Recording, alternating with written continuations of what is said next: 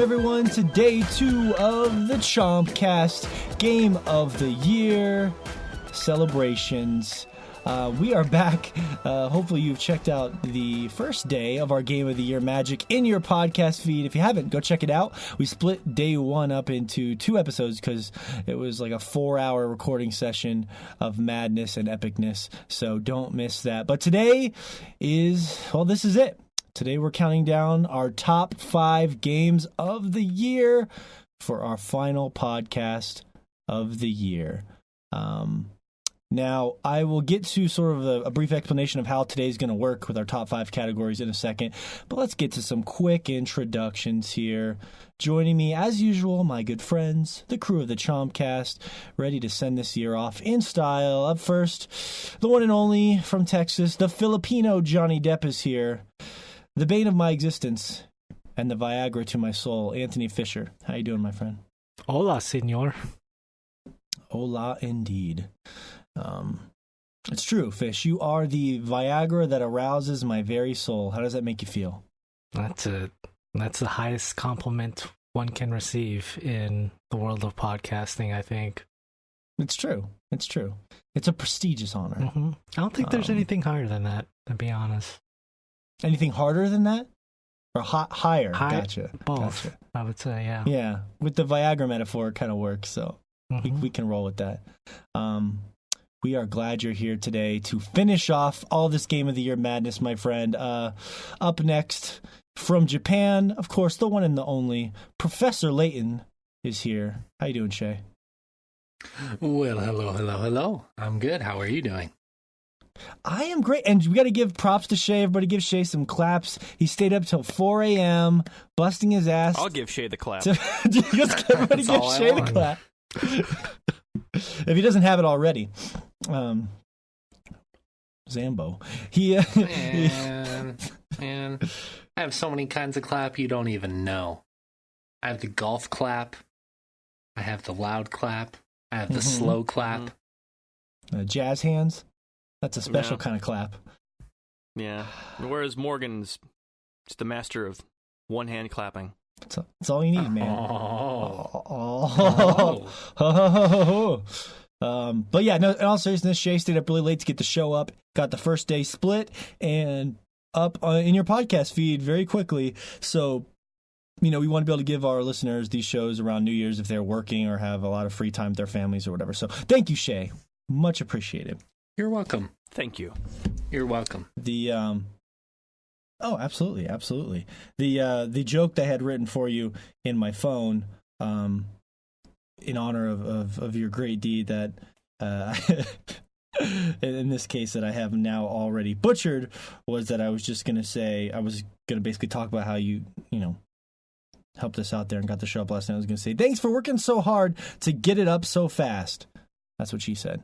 Thanks again, Shea. And for up next, and surely not last, our good friend, the proprietor of the worst twerking video of 2017, Joshua Fowler's here. How you doing, Josh? All right. I mean, it may have been the worst, but then again, the bar is set so high at this point. I mean, it's hard to feel shame at that. I wish the bar wasn't set so high. It's really difficult to get a drink from there. I'm too short. Well, to even twerk over that bar at this point, you've got to be fairly tall. Yeah. And you're tall, That's but true. I mean, that makes sense why it's the worst. Yeah. Yeah. You just see the tops of each cheek jiggle up every now and then. Yes. It's like a kid peeking over the counter looking for a piece of candy. Two fleshy sunrises rising over the hills to start your day. Speaking of sunrise, I'm glad you're here, Josh, as the sun sets on 2017. So it's going to be a lot of fun. And we're to some degree, it's been a weird day. I can tell you guys, of course, I'm here, your host from Montana, Morgan Barnes, of course.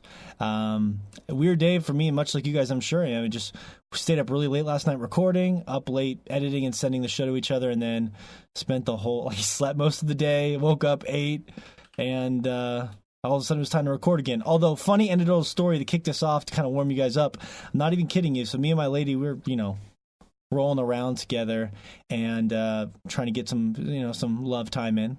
And so she slips under the covers and she's doing her thing. And I'm telling her about Game of the Year. I'm like, oh, so you wouldn't believe what won Best Art Direction. And Pillow talk. It's like Cuphead won. Oh, and we had this crazy good discussion about Mia and she was like, are you getting turned on by talking about your goddamn Game of the Year show? I'm like, you know what? I am. And then it was just like, oh, yeah. Oh, gameplay mechanic of the year. So it was a lot of fun. Mm-hmm. It was all right until she started button mashing. Yeah, that. The Kratos scene from God of War 1. Triangle, triangle. Yeah, so it's been one of those weird kind of days, but that's just how exciting this Game of the Year shit is. All right, but let's get right into it. Brief rules here. So the way this show works is we do our top 5 games of the year individually in sort of a round-robin situation. And then at the end of the show, we try to make a consensus list for a top 5 Swordchomp games of the year. Now, first off, I wanted to thank everyone who voted for the Listener Game of the Year award on the Instagram page and the Twitter. We had just tons of activity and tons of votes. And it's no surprise, edging out Horizon, which was a little bit of a surprise, was The Legend of Zelda Breath of the Wild, as voted by the listeners of the Chompcast. So congratulations, first dagger tooth of the night, the Listener Award for Breath of the Wild. I knew that one was going to win. I knew it. And congratulations, listeners. You made a good choice. Congratulations. Mm-hmm. And so that kicks things off. The listeners have spoken, and the dagger tooth has been handed to Link as he continues wherever his journey takes him. So thank you to everyone who took the time to vote. We love you all for making, as far as the year goes, giving us the inspiration to make this all possible. But that's gonna do it for the warm up here. Let's get right into it. I'm gonna kind of, like yesterday, I'll try to throw it around to you guys and to keep you on your toes, and we will start counting down from 5 to 1 our favorite games of the year. And then maybe afterwards we can talk about some of our runner-ups and stuff. I don't want to talk about those first because they will give away some of the suspense.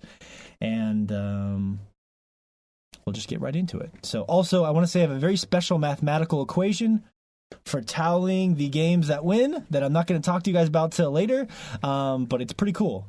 And it's something that's used in a lot of competitive sports. Is it adding? It's addition. Add? Yeah, addition. Basic arithmetic. Addition. Okay. Basic All right. arithmetic. And but I don't want to give it away, but that's if we need it. Let's say the arguing gets really tense or we want to compare lists or whatever. I have a fun mathematical way of doing it as well. So let's get right into it. Bada bing, bada bing, bada bing. I have talked enough, so I will round up all of these lists as we go in round robin here. So starting off, number 5, our favorite. Now again, these are our favorite games of the year, and then at the end, we're going to do what we think is sort of a mixture of our best games of the year. I see Fish massaging his temples on the webcam, locking himself in. Here we go, Fish. Number 5. What is your number 5 game of 2017? Number 5, Resident Evil 7. Oh, okay. That's surprising. Mm-hmm. Okay. Yeah. They changed up the series. They've moved it in a direction that is not so shitty and actually goes back to the original, I would say. I definitely like the first 2 hours of that game are probably my favorite. Then eventually, like, that Capcom type of feel of the game, as far as like inventory management, like you're managing your weapons and stuff inside of a little backpack of yours, like that stuff started to wear on me. I was like, oh, we're back to this type of system. Like they had something kind of stuff. going so good for it at the beginning, and you weren't really managing a backpack. It's like choosing between, oh, should I take my shotgun with me, or do I take my gun, or do I take this flamethrower in this area? Like, I don't like that fact that they did that. So is it just, you'd rather just be able to carry as many weapons as you want, or is it just like you prefer the beginning of the game where it's more almost Silent Hills-esque, more about exploration, less about inventory management? Yeah, more about the exploration, letting the world kind of build the suspense for you instead of the suspense being, oh, should I bring these shotguns with me? Like, yeah, they did such a great job of opening up that game. It's so much different than 5 and 6 as far as storytelling goes, and I like that. Oh, yeah. It's much more of an intimate type of thing, going to just a small location. Not necessarily small, but it just feels like it's not some open expanse that you're just wandering through. You're not wandering down corridors or just little chunks of areas that don't. It's more intimate and memorable. Yeah. So that's. Go ahead. I'm sorry. Yeah, I just wanted to recognize them for moving into the first person with that game, and